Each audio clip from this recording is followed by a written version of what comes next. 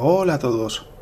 Aunque podrían parecer inmutables, las estrellas también nacen, viven y mueren.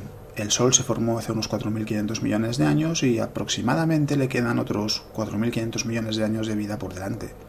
En este vídeo lo que quiero es contaros qué es lo que sucede cuando una estrella llega al final de su vida y cuál es su evolución. Y vamos a ver que depende principalmente de la masa que tenía la estrella en el momento de su formación y durante toda su fase principal, que es como se llama pues al 90% de la vida de una estrella.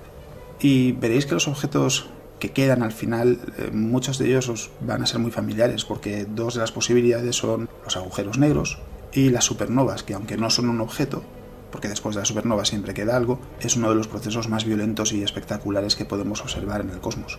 Antes de hablar de cómo muere una estrella, hay que hablar un momento de la secuencia principal, que como os decía es la mayor parte de la vida de una estrella, el 90% del tiempo aproximadamente. Como quizás sepáis, las estrellas más masivas tienen una secuencia principal más corta que las más pequeñas. Es decir, una estrella mucho más masiva que el Sol puede que esté en secuencia principal tan solo 10 millones de años y que al final de esa secuencia principal, es decir, cuando haya agotado su hidrógeno, explote en forma de supernova y se convierta en un agujero negro.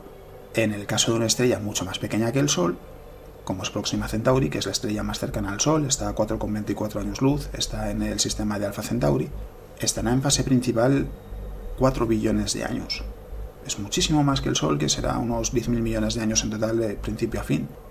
¿Cómo se puede explicar esto? Pues a grandes rasgos y de una manera simplificada lo que podemos decir es que las estrellas tan grandes, estas que son muchísimo más grandes que el Sol, no son completamente estables. En realidad lo que les pasa es que pierden masa, es decir, tienen demasiada masa para poder ser estables. Entonces, en ese tiempo queman hidrógeno muy rápido porque no pueden utilizar todo ese material y en cierto modo se desintegran, van perdiendo masa, la emiten en el espacio, además en algunos casos muy rápido, pero aún así no es lo suficientemente rápido como para evitar agotar primero el hidrógeno que tienen en su núcleo. Además, al ser tan grandes, el proceso de fusión del hidrógeno es muchísimo más rápido. Es decir, aunque van perdiendo masa para estabilizarse, se quedan antes sin poder seguir generando la energía suficiente como para no colapsar sobre sí mismas. En el caso de las estrellas muy pequeñitas, como las enanas rojas, lo que pasa es lo contrario. Como tienen poquita masa, todo el material acumulado por la estrella pasa por el núcleo, se va renovando constantemente, entonces tardan muchísimo tiempo en transformar todo el hidrógeno que tienen en helio porque aprovechan todo el material de la estrella. Y eso quiere decir que tienen muchísimo más tiempo de secuencia principal porque utilizan, a pesar de tener menos masa, toda. Y una estrella muy grande no lo hace, no es completamente estable y por eso viven tan poquito tiempo. ¿Qué pasa cuando se llega al final de la vida de una estrella? Ahora vamos a ver que ese tamaño también es lo que define esencialmente todo. Cuando se acaba el hidrógeno en el núcleo, comienza el proceso de colapso, porque no hay una radiación que impida que la gravedad de la estrella atraiga todo hacia el centro. En ese proceso la temperatura del núcleo aumenta porque está más comprimido, y llega un momento en el que alcanza la temperatura necesaria para poder fusionar helio y seguir la cadena de fusión. Eso vuelve a equilibrar la estrella y el proceso se detiene momentáneamente mientras consume el helio que ha ido formando durante su secuencia principal. Al mismo tiempo, en algunas estrellas, las capas exteriores, que están formadas principalmente por hidrógeno, también se han contraído un poco, han subido temperatura y comienzan a fusionar helio. Y eso hace que las capas más exteriores de la estrella se expandan. Por eso una estrella como el Sol en su final es mucho más grande que en su secuencia principal. Si la estrella es lo suficientemente masiva, el núcleo seguirá comprimiéndose a medida que vaya agotando cada elemento y seguirá fusionando otros elementos. Hidrógeno, carbono, nitrógeno, oxígeno. Irá subiendo cada vez más hasta llegar al hierro. Es decir, en las estrellas muy masivas, lo que queda al final es un núcleo de hierro puro. Se puede fusionar algún otro elemento, pero la energía necesaria para conseguir la fusión es mayor que la energía que proporciona. Entonces es un proceso que en realidad no permite que la estrella se pueda seguir manteniendo porque a partir del hierro la cantidad de energía necesaria es demasiado alta.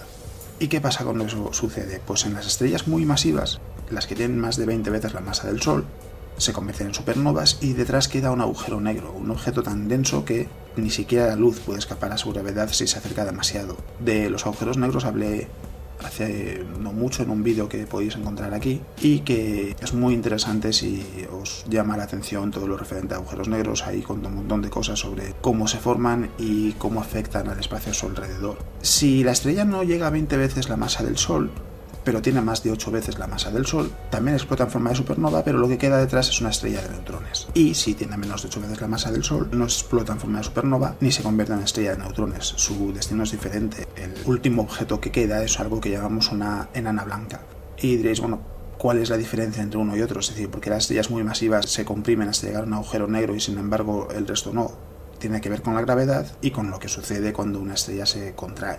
No todas las estrellas llegan a fusionar todos los elementos hasta el hierro, no son lo suficientemente masivas algunas. En el caso del Sol, por ejemplo, ese proceso de fusión de otros elementos se detendrá en el carbono y el oxígeno probablemente, no seguirá más allá. Otras estrellas, sin embargo, sí llegarán hasta el hierro y eso también explica por qué no llegamos a un agujero negro.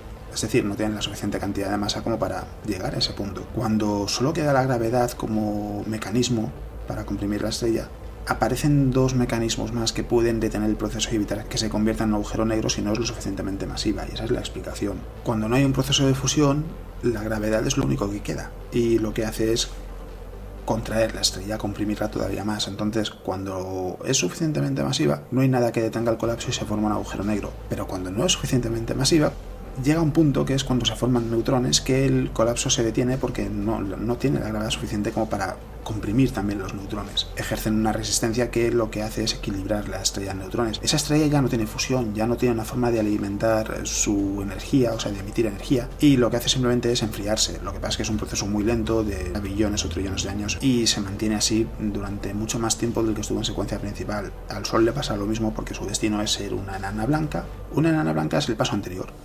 Es cuando los electrones están tan comprimidos que la presión que ejercen equilibra a la estrella porque no se llegan a unir a los protones. Eso es lo que pasa cuando sí es suficientemente masiva, que protones y electrones se combinan y forman neutrones. En el caso del Sol no, el Sol no es tan masivo y serán los electrones los que ejerzan la presión que equilibre su núcleo. No será capaz de fusionar nada como una enana blanca, y lo que hará será simplemente enfriarse. El núcleo, que quedará expuesto al espacio, se enfriará a lo largo de una escala de tiempo larguísima. Y ese es el destino de las estrellas cuando llegan al final de su vida. En las etapas previas a la aparición de la estrella de neutrones o la enana blanca o el agujero negro, lo que quede, en función del tamaño de la estrella, pues hay un tiempo en el que la estrella sigue brillando. De hecho, brilla con mucha más intensidad y emite más energía que en su secuencia principal, porque la fusión de helio, por ejemplo, emite más energía que la de hidrógeno, aunque es también más costosa, es menos eficiente. Y la de hierro es la última precisamente por eso, porque para fusionar hierro hace falta más energía de la que produce. Por eso una estrella no pasa más allá del hierro. En ese periodo de fusión de helio, por ejemplo, en el caso del Sol, se hinchará muchísimo porque, como os contaba, las capas exteriores se expanden porque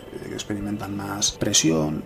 Y no es el final del camino para el sistema solar, por ejemplo, o para el sistema planetario o cualquier otra estrella, porque durante un tiempo planetas que antes no estaban en la zona habitable sí estarán en la zona habitable. Por ejemplo, en el caso del Sol, puede que durante unos pocos millones de años Plutón llegue a ser habitable, y sin embargo la zona de los planetas rocosos no es que no estén en la zona habitable, sino que habrán desaparecido. Mercurio y Venus seguro. La Tierra quizás no, la Tierra quizás se quede en una órbita muy cercana a la capa más exterior del Sol. Hay otras simulaciones que dicen que no, que el Sol engullirá también a la Tierra y Marte se salvará. Eso provocará que el sistema solar cambie profundamente.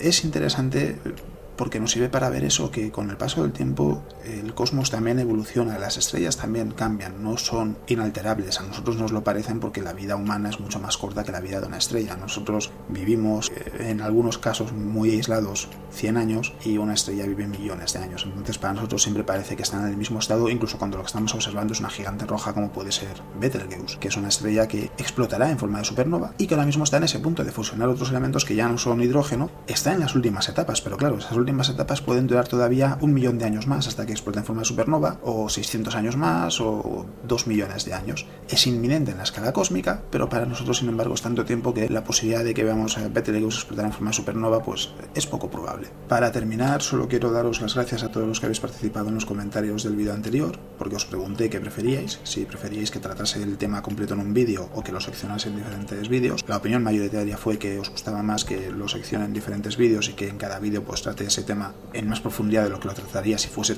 todo el tema completo en un solo vídeo, y este es el resultado. El siguiente vídeo os voy a invitar a que me digáis cuál os gustaría que sea, porque hay dos temas que tengo en la cabeza que creo que tienen sentido porque estamos hablando de todo esto ahora, que es o las enanas blancas o el futuro del sistema solar, porque las estrellas de neutrones las he comentado en el vídeo que hice de las supernovas, y los agujeros negros también están explicados en su propio vídeo. Así que, ¿cuál de los dos temas? ¿Qué pasa con una estrella que no se convierte en una enana blanca? ¿Qué pasa con las enanas blancas? ¿Qué tipos de enanas blancas hay? Etcétera. O cómo será el sistema solar cuando el Sol termine su fase de secuencia principal y empiece esa fase de gigante roja y llega a ser una enana blanca, cómo será el sistema solar en ese momento. Decidme cuál de los dos os gusta más y ese será el que haga la semana que viene. En algún momento puede que el vídeo que haga la semana siguiente no sea el que os había dicho o el que me hayáis dicho, porque hay algo de actualidad que sea muy interesante. Si fuese así, lo que pasaría sería simplemente que pospondría ese tema una semana. Es decir, hablaría de ese tema de actualidad, no propondría ningún tema en ese vídeo y a la siguiente sacaría el vídeo que os comenté y que me hubieseis dicho como mayoritario. El de la semana que viene será o enanas blancas o el futuro del sistema solar. La decisión es vuestra. Y eso es de lo que os quería contar en este vídeo. Nos vemos.